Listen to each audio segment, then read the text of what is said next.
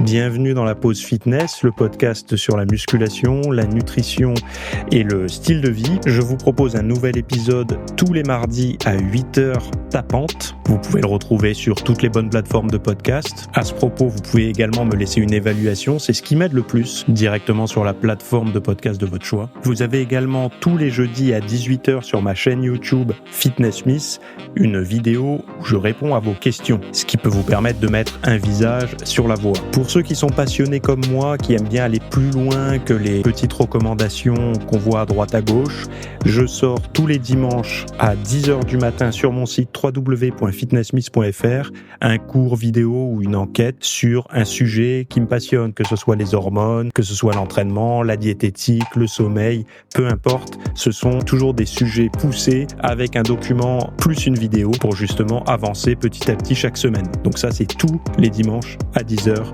sur mon site www.fitnessmiss.fr. Pour ceux qui veulent avoir des programmes ou de la documentation numérique, que ce soit un programme masse, un programme sèche, un programme énergie, j'ai plein de rubriques sur mon site, donc vous pouvez voir le lien directement dans le podcast à la rubrique boutique.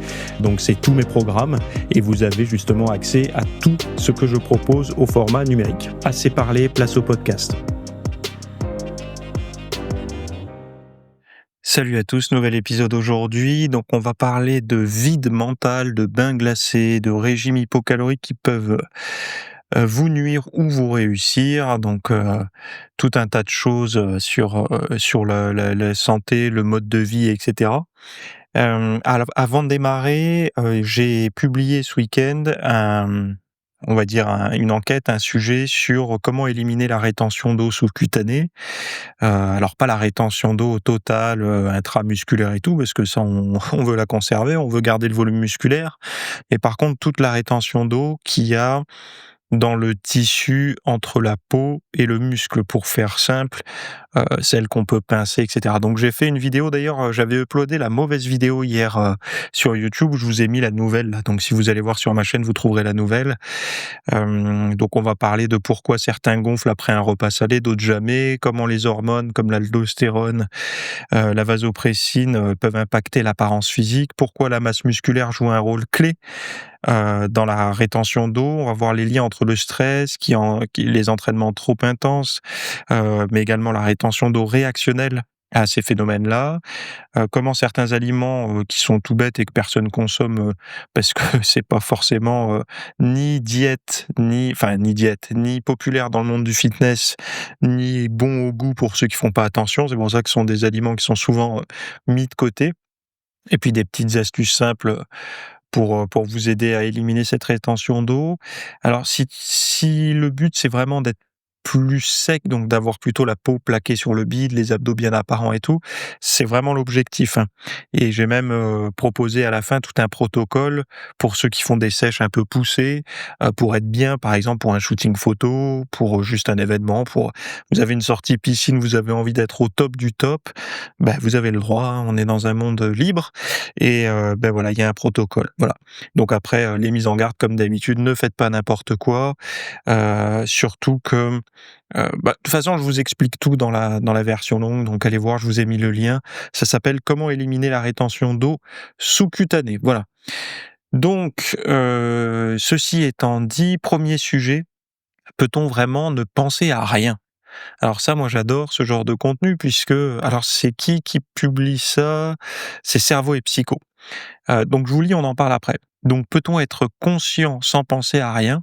C'est la question surprenante que pose une revue publiée en 2025, avril 2025, dans la prestigieuse revue Trends in Cognitive Science, coordonnée par Thomas Andrion, chercheur à l'Institut national de la santé, de la recherche médicale et à l'Institut du cerveau à Paris. Cette méta-analyse de 80 études scientifiques bouleverse notre compréhension de la conscience éveillée.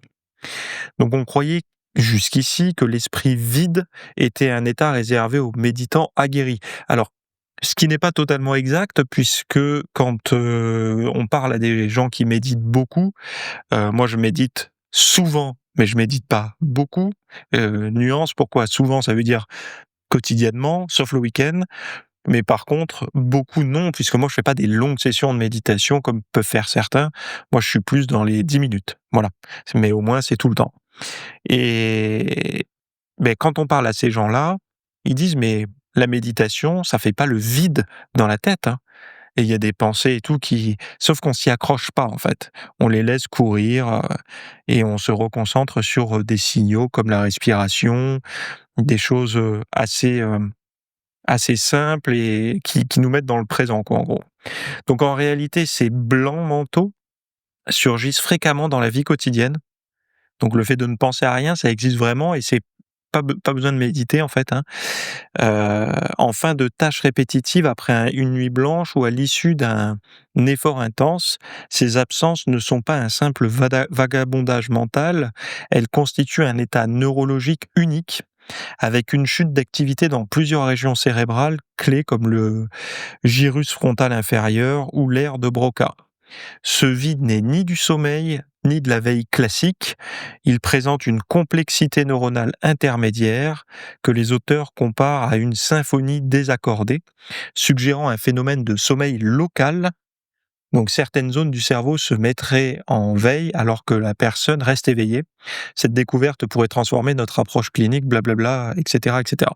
Alors moi j'aime bien le sommeil local, ça me fait penser aux poissons qui dorment que d'un œil, vous savez, et du coup, il y a qu'une partie qui dort pendant que l'autre, est éveillée.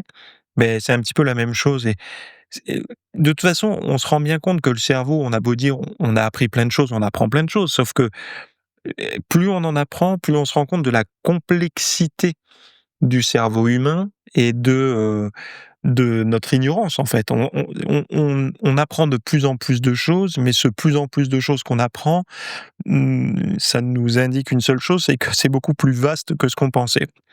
D'ailleurs, vous savez, le vieux réflexe, le vieux dicton qui disait: «On n'utilise que 10 de son cerveau, et quand on va, récupérer les 90 restants, on va être des surhumains» et cetera. C'est faux. On utilise l'intégralité de son cerveau, pas forcément tout en même temps, mais on utilise les 100 c'est pas 90 c'est 100 de son cerveau. Ah oui et donc ce qui est intéressant de voir là, c'est que c'est les des moments où on pense à rien, ça peut arriver, heu, dans la journée, des moments où on se dit: «Beh, là, je pensais à rien, en fait, il y avait rien», et c'est souvent quand on a, je sais pas si vous vous rendez compte, mais des petits sursauts de: «Hop, je m'étais un peu égaré». Heu, Quand on dit: «Je m'étais un peu égaré», on n'est pas trop capable de savoir à quoi on pensait, mais ce qu'on est sûr, c'est qu'on n'était plus dans la tâche qu'on était en train de faire. Sauf si c'était une tâche, automatique, qui demande pas de ressources particulières au niveau mental. Mais il y a des moments comme ça et c'est vrai que quand on est fatigué, ce que moi j'appelle un peu les yeux dans le vide. Quand on a les yeux dans le vide, alors parfois on est un peu en état hypnotique et on pense à quelque chose, mais il y a d'autres fois où on pense à rien, en fait. On est juste, comme si on avait besoin de faire une petite pause, un soft reset et que pendant cette période-là, on était en il y a une mise à jour qui se fait dans le système à l'intérieur, mais nous, notre cerveau nous envoie aucune pensée, il y a rien qui passe, quoi. On est juste en mode, attente, voilà et moi, la dernière petite chose que je voulais dire par rapport à ça, qui m'intéresse, hein, c'est que si ça survient après un effort intense, après une nuit blanche, en fin de tâche répétitive, ça veut certainement dire qu'on a besoin de se mettre dans cet état-là, donc dans un état de penser à rien, où le cerveau le fait tout seul en fait, après une espèce de surcharge, de sursollicitation. Donc c'est pour ça que, au lieu de se dire: «Je vais méditer» avec tout un protocole et cetera, une posture, de juste quand on a un petit peu forcé, sur la soirée et donc du coup on s'est couché tard et puis il fallait se lever tôt pour aller bosser, un peu comme moi ce matin, et bien peut-être qu'on peut s'accorder des moments où on pense à rien dans la journée, dans la matinée. C'est-à-dire on regarde les nuages, même pas en fait, on regarde le mur blanc en face de soi ou son clavier, une lettre du clavier et puis on laisse ses yeux, un peu faire, ce qu'ils veulent de leur mise au point et puis partir dans les pensées, ou pas et de voir si le cerveau a besoin de penser et Alors ça peut arriver aussi, je pense qu'il faudrait se renseigner, mais je pense qu'on n'est pas loin aussi de cet état qu'on a quand on conduit et qu'on se dit: «Mais mince, comment j'ai fait cette partie du trajet?» Je m'en rappelle plus. Alors c'est souvent sur des trajets qu'on fait très souvent. Typiquement les trajets pour aller chercher les gosses à l'école ou pour aller au boulot et ce sont des ou pour aller à la salle de muscu. Ce sont des moments où on se dit: «Mais c'est bizarre, j'ai commencé à penser à un truc, tout en conduisant et puis ce truc, j'ai oublié que j'y pensais, donc j'étais ailleurs et puis d'un coup, hop, comme si la conscience se remettait dans mon enfin, il y avait un réalignement des planètes où je me rendais compte de ce que j'étais en train de faire et puis en fait, j'ai fait 1 kilomètre ou 2 kilomètres et j'ai aucune idée de ce qui s'est passé pendant ces 2 kilomètres. Alors j'étais attentif, tout ce que vous voulez, hein, j'ai pas eu d'accident, mais j'étais pas vraiment avec le corps dans la voiture, quoi. J'étais ailleurs et je sais que ça, on est beaucoup à le vivre, cette sensation-là et ça je trouve que ça le fait très souvent dans les transports. Alors est-ce qu'il y a un lien entre les transports? Comme si l'esprit n'arrivait pas à rester dans la bagnole? Je sais pas, j'en sais rien. Après, je veux pas parler de manière ésotérique et tout parce que je réponds pas très bien à ce genre de choses. Enfin, je suis pas bon public pour ça, quoi mais bon, en tout cas, une chose intéressante, c'est que quand il y a cette surcharge, en tout cas moi je le vois, entraînement intense, sursollicitation mentale et tout, on va avoir des micros blancs mentaux et au lieu de les contrer, de se forcer, c'est peut-être un si à pas les avoir, c'est peut-être un signe que il y a un besoin de récupération et donc de laisser faire ces blancs régulièrement parce qu'ils viennent certainement tamponner une forme d'épuisement, quoi. Alors c'est mon diagnostic, hein, c'est aussi ça a l'air d'être un peu le leur, puisqu'il parle de sommeil local et le sommeil, on sait que c'est une forme de machine à laver, physique et mentale, hein, donc voilà, quoi. Heu, bon, moi je trouvais ça intéressant parce que ça faisait une bonne petite partie récupération mentale et physique, en début d'épisode. 2e sujet, celui qui va faire grincer des dents, hein, surtout ceux qui ont mis la main au porte-monnaie. C'est sur les bains glacés. Donc les bains glacés, ça a été la mode, ça a disparu, c'est revenu puissance 10 et là, en fait, pourquoi c'est revenu puissance 10? C'est que au début de la mode, donc surtout, au début, là, vous savez, méthode Wim Hof et tout, quand c'est arrivé au tout début, hein. Bon, OK, fallait le faire, mais il y avait pas d'équipement. Donc ça a un peu, ralenti et puis là, d'un coup, ça repart en force. Pourquoi? Parce que, vous avez un marketing puissant derrière, où vous avez des bains de glace, qui se vendent, des sociétés qui sont arrivées au bout de leur projet et donc du coup, qui peuvent, fabriquer en chaîne les bains de glace et tout. Donc c'est accessible au grand public à des prix, plus ou moins abordables, mais c'est pas donné et c'est devenu hyper populaire. Sauf que, les bains glacés après l'entraînement, c'est un frein à la croissance musculaire. Alors on le savait plus ou moins pour des raisons, de type inflammation et tout, anti-inflammatoire, puisqu'on sait qu'il faut pas, heu, agir sur l'inflammation post-entraînement, en tout cas si on veut prendre du muscle, parce que ces réponses-là, on en a besoin. Mais c'est pas de ça que je vais vous parler aujourd'hui. En fait, il y a une étude de l'université de Maastricht, qui met en évidence que l'immersion des membres dans l'eau glacée après une séance de musculation réduit le flux sanguin vers les muscles, entravant ainsi l'absorption des protéines essentielles à la récupération et à la croissance musculaire. En fait, c'est tellement con qu'on n'y avait pas pensé. C'est quand même con, puisqu'on sait qu'il y a de la vasoconstriction avec le froid, puisque quand il fait très froid, le sang va se diriger vers les organes vitaux pour les protéger, réchauffer et tout. C'est pour ça souvent qu'on a froid aux pieds, froid aux mains, froid aux extrémités en gros. Le sang est chassé. Et donc forcément, s'il y a moins de circulation sanguine, par exemple dans les avant-bras, dans les bras, il y a moins de nutriments qui viennent et donc potentiellement, il y aura une moins bonne récupération, moins bonne prise de muscle. Donc cette pratique, bien que populaire, pourrait limiter les gains musculaires si elle est effectuée immédiatement après l'exercice. Alors ils sont gentils, ils vous disent pas de le balancer votre truc ou de le mettre sur le bon coin. Ils disent juste de pas le faire juste après l'effort. Ce qui est souvent le moment où beaucoup le font, juste après l'effort. Parce qu'ils voient ça dans un cadre récup un peu. Ils ont l'image dans leur tête des rugbyman, des footballeurs américains qui se mettent dans les bains de glace en post-séance, en post-match plutôt. Mais si vous voulez prendre de la masse musculaire, c'est une très mauvaise idée de vous mettre dedans juste après l'effort.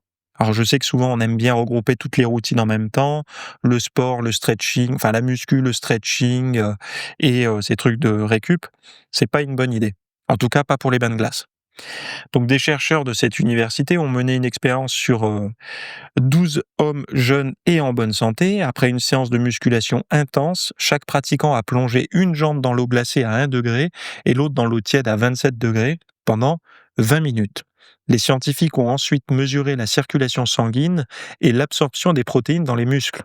Résultat, la jambe refroidie a montré une baisse significative du flux sanguin et une absorption réduite des protéines pendant plusieurs heures, ce qui pourrait freiner la croissance musculaire. Ce phénomène s'explique par la vasoconstriction provoquée par le froid, qui limite l'apport en nutriments essentiels essentiels à la réparation des muscles, quoi, des fibres musculaires. Donc ces conclusions confirment des recherches antérieures. Une étude australienne de 2015 avait déjà observé que des hommes pratiquant des bains glacés après chaque séance de muscu développaient des muscles 20% plus petits et plus faibles que ceux qui n'en prenaient pas. De même, une revue systématique de 2024 intitulée Throwing Cold Water on Muscle Grow avait conclu que les bains froids pouvaient atténuer les gains musculaires. Bon, ça a été publié dans le Washington Post et l'article, j'ai pas le titre exact, mais bon, vous pouvez retrouver si vous tapez les bons mots-clés. Mais vous avez le lien de toute façon dans les notes du podcast, hein. Bon, ben voilà, vous avez 20% plus petit et plus faible, c'est un chiffre, 20%, je pense que quand on dit 1-2%, les gens ils disent: «Allez, c'est marginal», mais quelqu'un qui est pointu sur sa prise de masse musculaire, 1% de muscle en plus, il le prend, hein. Mais 20% en moins, là, personne veut personne veut 20% en moins de masse musculaire, quoi.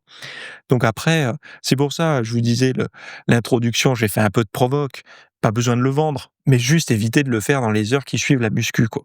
Parce que, c'est contre-productif et moi je me dis toujours une chose, c'est que c'est dommage.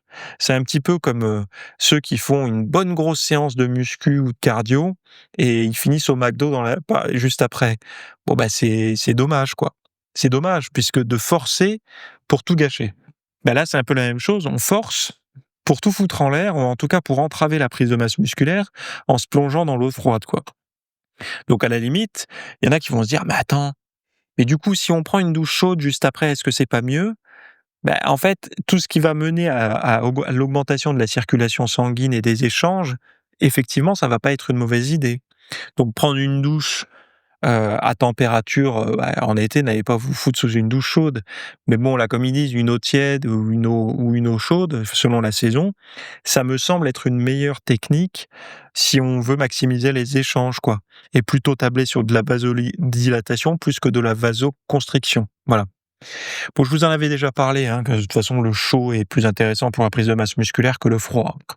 Mais bon, qu'est-ce que vous voulez? Moi, je suis tout seul derrière mon podcast, et en face, il y a des armées de vendeurs de bains glacés, des gens qui vous vendent des méthodes sur ça. Problématique avec une méthode qui peut fonctionner pour tout un tas de choses, hein, pour des raisons anti-inflammatoires, antidouleurs, métaboliques, activation des graisses brunes et tout. OK, je remets pas en question ça, hein. C'est juste qu'on a tendance à dire que si on est le marketing, en fait, voudrait vous faire croire que une voiture vous sert à vous déplacer, mais les gens après ils extrapolent, ils disent qu'une bagnole peut aussi vous servir à faire cuire votre steak, quoi. Non, une voiture c'est bien pour se déplacer, mais par contre pour faire cuire un steak, il va falloir un autre outil. Et ben là, c'est un peu la même chose. Le bain froid quand il arrive, les gens ils se disent: «C'est bien pour tout». Non, non, c'est pas bien pour tout, c'est excellent pour certaines choses, mais pour d'autres non. Il y a d'autres outils et la nuance est importante parce que, c'est un petit peu comme les diètes, hein, les gens quand ils trouvent une diète: «Ah, j'ai trouvé la diète cétogène, c'est la meilleure diète du monde, elle est bonne pour tout». «Ah bon, tu es sûr?» «Bah non, en fait, c'est pas vrai». «Ah, j'ai découvert la diète végétarienne, c'est la meilleure pour tout, y compris pour l'écologie». «Bah non, en fait, c'est faux». Donc il y a toujours de la nuance et on choisit un outil en fonction de ses propres besoins. C'est si on a besoin de prendre de la masse musculaire, le viseur sera pointé sur la masse musculaire. Donc il y a tout un tas de champs qui vont être, mis de côté. Pourquoi? Parce que ce sont des choses qui viennent entraver la prise de masse musculaire ou, tout simplement ralentir, quoi. Donc bon voilà, je pensais que c'était important d'en parler puisque, les routines bain de glace et compagnie, c'est la mode et il y a aucune originalité d'ailleurs sur les et j'étais content de voir que vous êtes nombreux à avoir arrêté de regarder des tonnes de contenu YouTube et on s'est tous rendus compte que, tout le monde se bat là pour faire des contenus YouTube, qui vont dans le sens du vent, quoi. Mais en fait, c'est chiant. C'est chiant au possible parce que tous les podcasts, c'est la même chose, tous, hein. C'est des fois, c'est les podcasts de 2 heures, de 3 heures où ils cherchent le petit truc, le petit buzz, le petit clash qui fera parler de soi, ou de faire une bonne vignette et d'avoir un bon titre. Mais punaise, on n'apprend plus rien, quoi. Comment c'est possible de garder des gens pendant 2 heures ou 3 heures et qu'on ressorte en n'ayant rien appris? Ah mais bordel, mais 3 heures de notre temps, c'est pas rien quand même, hein. Donc à la limite, moi, je préfère troquer contre des livres audio, quoi. Au moins et encore, les livres audio, vous allez me dire, on n'apprend pas quelque chose, chaque heure d'un livre audio, mais au moins, il y a une structure et tout. Parce que les podcasts modernes là, quelle déception et puis, je sais plus qui c'est qui disait ça dans les commentaires sur Instagram, il avait totalement raison, dans un post que j'ai fait, il y a quelques jours là. Il disait, en fait, on se rend compte que quand il y a un invité, il fait le tour de tous les podcasts pour répéter la même chose, quoi. On finit par connaître par cœur comme une poésie, le récit de la personne, quoi. Mais faut pas se leurrer, hein. Ce qu'était la télévision avant où un auteur ou machin faisait le tour des chaînes, bah, c'est la même chose aujourd'hui, mais dans les podcasts, hein. C'est exactement la même chose. «Ah lui, en ce moment, il est tendance, il est dans les trends, allez on l'invite», quoi. Et les gens, ils sont prêts à inviter n'importe qui du moment que ça les fait monter dans les trends. Bah, c'est dommage parce que c'est vendu comme un contenu expert, hein, quand même. Quand, il y a toujours marqué expert, machin chose et tout et c'est quand même triste parce que, souvent c'est pas vraiment des experts, quoi. C'est juste des gens qui sont en ce moment en trending, quoi. Ça veut dire comment dire? Qui ont le vent dans le dos, quoi et du coup, ils ont sans effort, non, ils font certainement plein d'efforts, faut pas que je dise sans effort et ben, ils sont populaires, quoi. Donc c'est bien quand vous avez un truc basé sur les vues, mais quand vous êtes auditeur ou comme moi, hein, parce que moi aussi j'écoute du contenu, c'est hyper décevant, quoi, parce qu'on n'apprend pas grand-chose et je crois que Tim Ferriss en avait parlé dans une newsletter l'année dernière.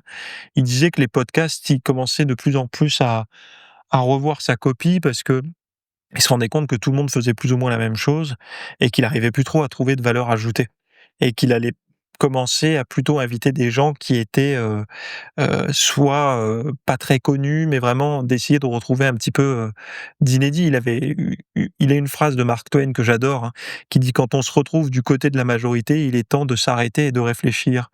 Bah, ouais, c'est ça, en fait et si j moi, j'ai toujours fait ça sur mes podcasts. Je sais pas si vous avez remarqué, mais moi, mon podcast, il y en a pas beaucoup des comme moi qui font de la veille comme ça, de l'actu, parce que j'ai choisi un format qui fait très peu de vues.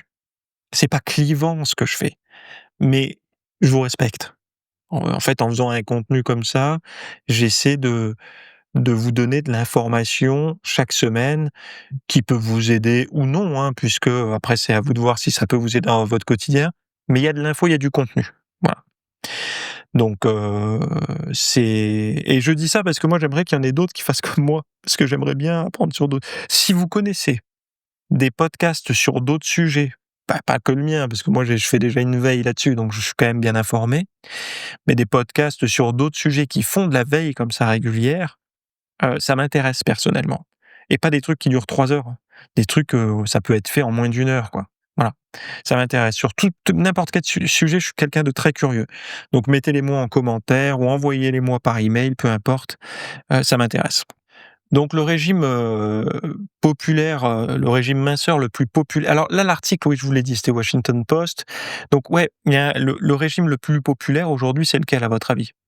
Ah bah, ça reste le même depuis des années, c'est le régime hypocalorique, tout simplement. Manger moins que ses besoins, c'est ce qui reste le plus populaire. Alors les gens l'appliquent comme ils veulent, soit en faisant du keto, soit en faisant du paléo, soit en faisant du intermittent fasting, là, du jeûne intermittent, soit en faisant du vegan, soit en faisant du peu importe.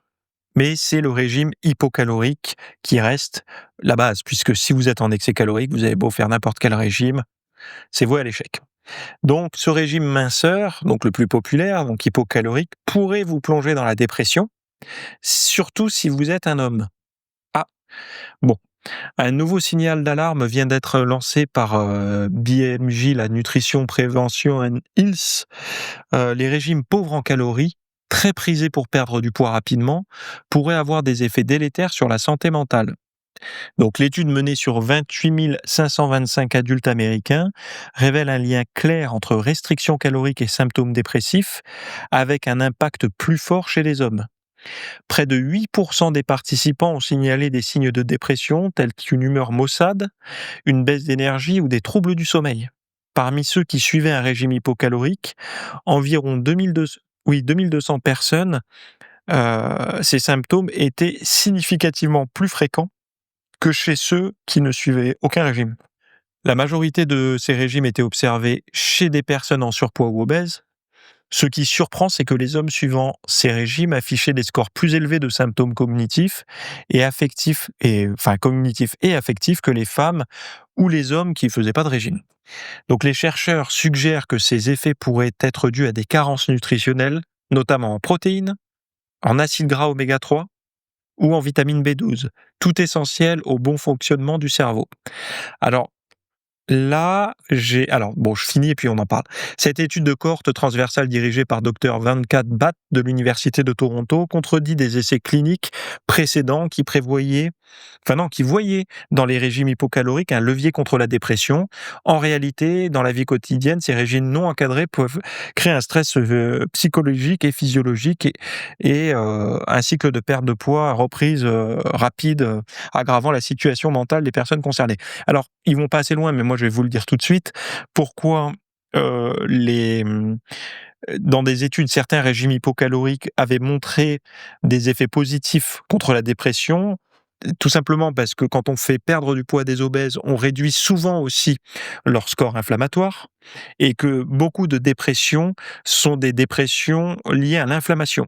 Donc en faisant baisser le score d'inflammation d'un individu, potentiellement on peut aussi agir sur une des causes de sa dépression qui est l'inflammation. Donc c'est pour ça qu'on peut observer dans certains cas, je parle là au niveau physiologique. Après, au niveau psychologique, une personne qui perd du poids et qui en souffrait d'être en surpoids, peut se retrouver à avoir une santé mentale améliorée. Donc ça fait déjà 2 raisons. Mais là, j'en reviens aux nutriments. C'est-à-dire que vous faites un régime, ceux qui avaient des scores de dépression élevés, c'est ceux qui manquaient notamment de protéines, d'acides gras oméga 3 et de B12. Donc ça déjà, quel est le régime le plus fragile par rapport à ça? C'est le régime vegan. Pourquoi? Parce qu'il y a moins de B12, c'est pour ça que souvent ceux qui font des régimes véganes, ils sont supplémentés en vitamine B12. Il y a assez peu d'oméga 3 de type EPA, DHA, ceux qui sont hyper importants pour la santé mentale et la santé du cerveau.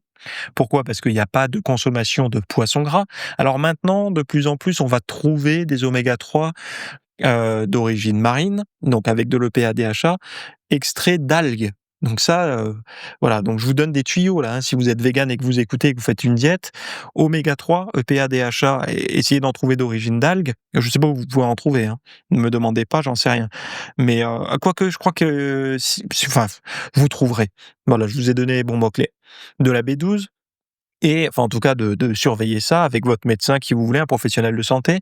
Et les protéines, on voit bien que les protéines, si vous avez besoin de protéines, alors vous pouvez trouver des protéines quand vous êtes vegan, c'est pas ce que je suis en train de dire.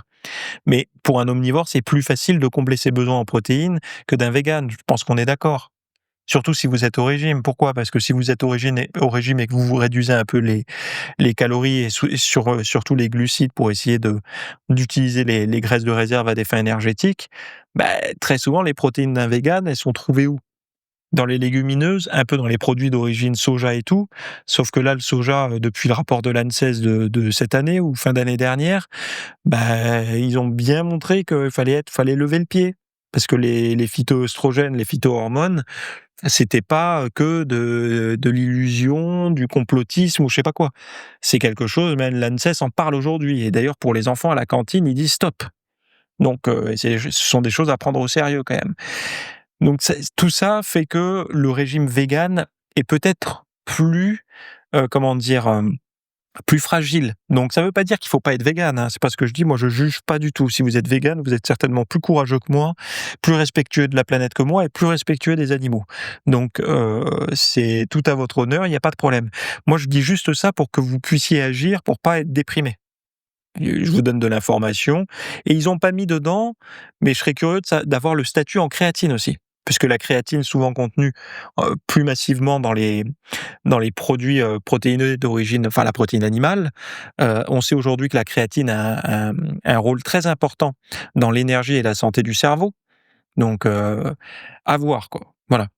Donc je trouvais ça intéressant parce qu'on est dans une phase où les gens font leur diète là pour avoir les abdos, bien visibles pour la plage et s'il y a des compléments alimentaires, en tout cas des micronutriments et des nutriments à avoir, bah, ce sont les protéines, les acides gras oméga 3 et la B12 pour essayer de maintenir, parce que ça sert à rien d'arriver aux vacances d'été complètement déprimé, et de pas profiter, quoi. Et le but, c'est de bien faire.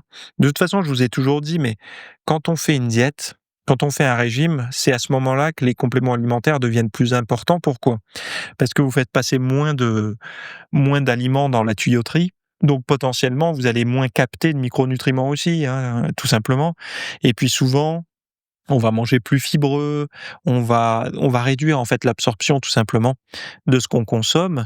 Alors vous allez me dire, c'est bien de manger des fibres, oui tout à fait, mais c'est bien de manger des fibres quand on mange, à sa faim, quand on je dis pas d'arrêter les fibres, attention, hein, même quand on est au régime.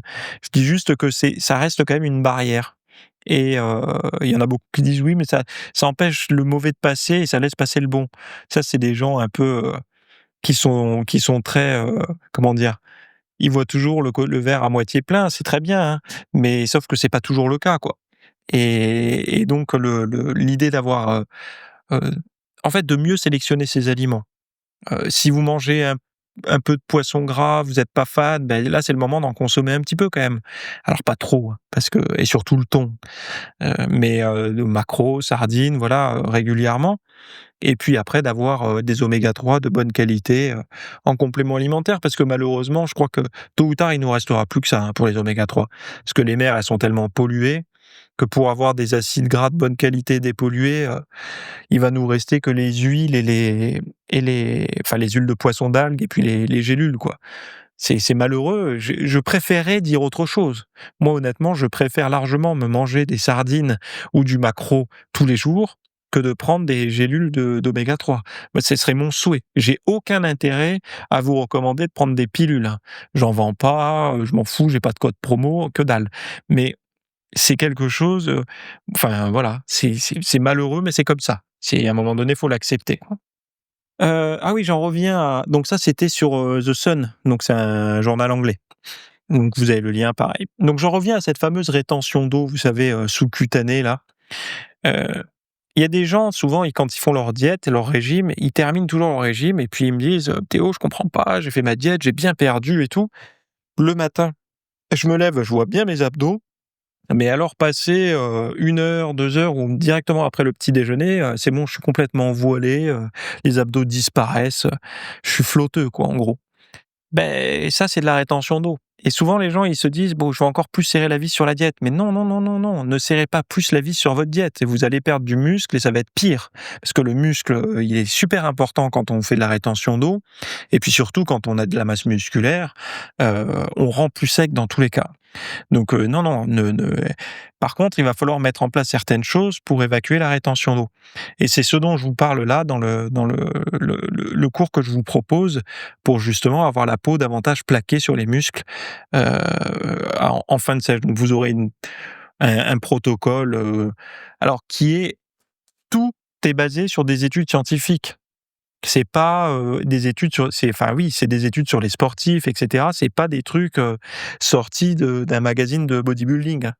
C'est des trucs sérieux qui ont été étudiés et également enfin, pour ceux qui le savent ou ceux qui le savent pas, je sais pas, mais j'ai moi, fait quand même, plusieurs sèches poussées pour des shootings photos, couvertures de magazines et tout, donc c'est un domaine que je connais plutôt bien. Voilà. Après, si vous avez pas d'objectif d'être très sec, d'avoir la peau plaquée sur le bide, ça vous intéressera pas. Là, c'est vraiment pour des passionnés comme moi, qui aiment bien avoir le meilleur physique, ou même de se lancer le défi d'avoir les stries sur les pecs, des choses comme ça, et pas subir, de pas arriver à la fin de la diète et se dire: «Mince, tout ça pour ça», quoi. C'est je peux le comprendre, quoi, et très souvent, la rétention d'eau, on a dans la tête une image que c'est quelque chose de très mince, de très fin. Or, ça peut être plus épais que ce qu'on imagine. Voilà. Donc, voilà, allez voir le lien, je vous ai tout mis dans les notes et puis, on se retrouvera de l'autre côté. Je vous souhaite à toutes et à tous une très bonne journée, une très bonne semaine un peu plus courte pour certains. Moi, j'ai bossé lundi, hein, mais semaine un peu plus courte pour certains, donc profitez-en, et puis on se retrouve la semaine prochaine ou tout de suite, si vous basculez, sur mon cours sur la rétention d'eau. À toutes. Merci d'avoir écouté cet épisode. Alors, avant de partir, j'avais juste quelque chose à vous partager. C'est vrai que vous avez peut-être des temps morts à meubler, que ce soit des temps de trajet dans les transports en commun, du cardio un petit peu long sur un tapis de course, ou alors tout simplement envie de remplacer les programmes que vous avez la soirée pour de l'apprentissage. Vous êtes peut-être adepte des émissions, des documentaires, des reportages, etc. Sauf que dans le monde de la musculation, de la nutrition, du développement, d'un mode de vie sain, etc. C'est un peu maigre en contenu dans les médias grand public. Et donc, ce que je vous propose, moi, personnellement, c'est d'aller faire un tour dans la bibliothèque alors, c'est un Netflix version fitness privée qui vous coûtera moins cher qu'un lavage auto rouleau par mois. Et là, vous avez vraiment tous les sujets. Alors, c'est plein de cours que je propose. Il y en a déjà plus de 300.